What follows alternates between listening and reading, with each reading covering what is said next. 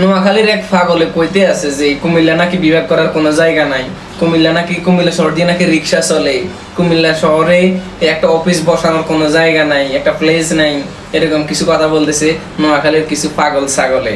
অনলাইনের মধ্যে এসে মাইক্রোফোন দুইটা মনে করছে তারা কিছু বললে অনেক বড় কিছু হয়ে যাবে। আসলে আপনারা যা ভাবতেছেন সবই ভুল ভাবতেছেন।